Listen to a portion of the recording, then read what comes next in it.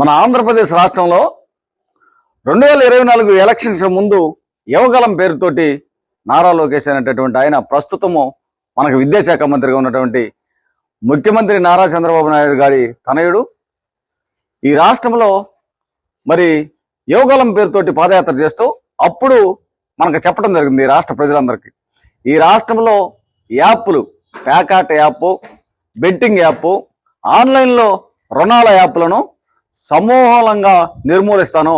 వీటి వల్ల మరి చాలా మంది ప్రజలు నిరాశ్రయులు అవుతున్నారు, ప్రాణాలు కోల్పోతున్నారు, అనేక రకాలైనటువంటి ఇబ్బందులు పడుతున్నారు.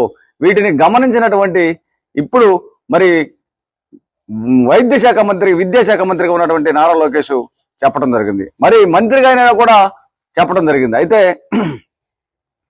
వాస్తవంగా ఈ బెట్టింగ్ యాప్ల వల్ల, ఈ ప్యాకాట్ యాప్ల వల్ల చాలా మంది యువత 20 సంవత్సరాల నుంచి 30 సంవత్సరాల లోపు ఉన్నటువంటి వారు ఎన్నో అప్పుల పాలయ్యి ప్రాణాలు కోల్పోతూ కుటుంబాలను నిరాశ్రయాలను చేస్తూ అనేక రకాలైనటువంటి ఇబ్బందులు, జీవితాంతం మరి అనేక రకాలైనటువంటి ఇబ్బందులు పడుతున్నారు. అయితే దీని పక్కన పెడితే మరి ముఖ్యంగా ఆన్లైన్లో రుణాల యాప్లు, ఇవి మన దేశానికి సంబంధించినటువంటి యాప్లు కాదు.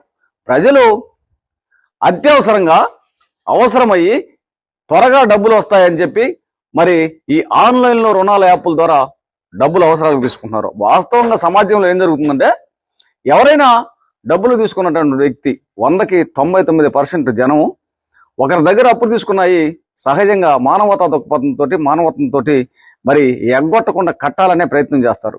కొన్ని అనివార్య కారణాల వలన లేకపోతే సహకరించక వీరికి వెలుసుబాటు కాక 1, 2, 3 నెలలు కట్టలేకపోతారు. ఈ కట్టలేనటువంటి వారు అప్పుడు ఈ తీసుకున్నటువంటి వ్యక్తి ఫోన్ డేటాలో, కాల్ డేటాలో ఉన్నటువంటి మొత్తం ఫోన్లను స్వీకరించి ఈ ఆన్లైన్ రుణాల యాప్ వారు వీరందరికీ ఫోన్లు చేయటం, మెసేజ్లు పెట్టడం అసభ్యకరంగా మరి అశ్లీలంగా చేస్తూ ఉంటారు. అంతేకాకుండా ఈ తీసుకున్నవాడు బాగుంటాడు, ఇచ్చిన నా కొడుకు, ఈ యాప్లో ఉన్నటువంటి నా కొడుకు వాడు బాగానే ఉంటాడు.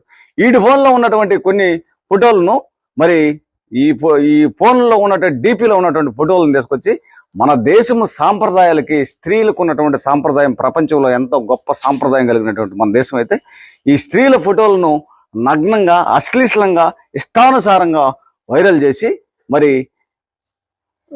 పెడతా ఉంటారు. ఇది సబబుగానే ఉందా? దీనివల్ల కొంతమంది అవమానాలు పాలయ్యి మరి ఈ అవమానాలను భరించలేక ఆత్మహత్యలు చేసుకున్నటువంటి దాఖలాలు కూడా ఉన్నాయి. కాబట్టి వెంటనే ప్రభుత్వం స్పందించి లోకేష్ గారు ఇచ్చినటువంటి మాటను కట్టుబడి ఉండి ఈ యాప్లను సమూలంగా నిర్మూలించాలని డిమాండ్ చేస్తున్నాను.